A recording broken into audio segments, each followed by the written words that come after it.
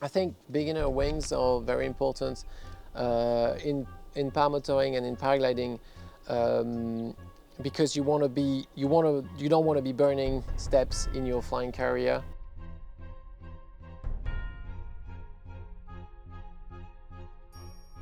The differences between a beginner wing and an intermediate wing will be first the energy and the roll rates.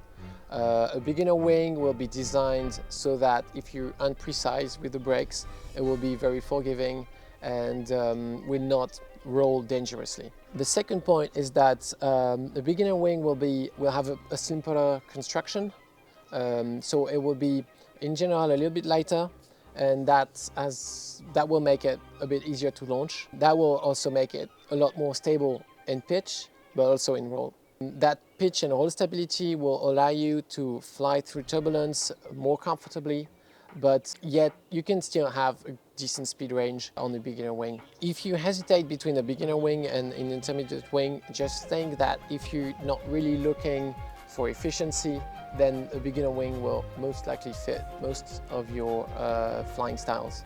When we're designing a beginner glider for paramotor, we will look at the following points. First, I want the best launch.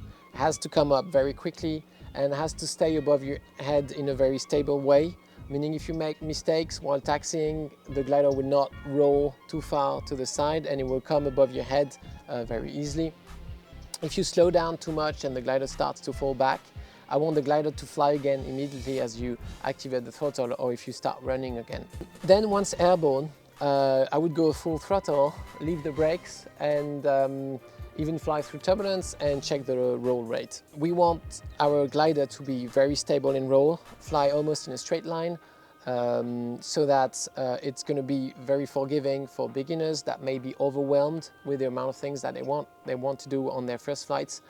They won't be overwhelmed by those roll oscillations.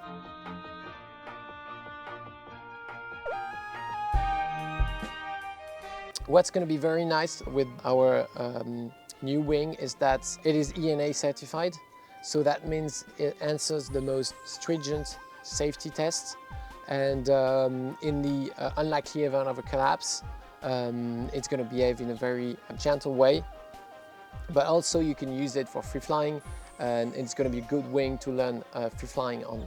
If you have an intermediate wing that is for paramotoring, it's probably not going to be a really good free flying wing.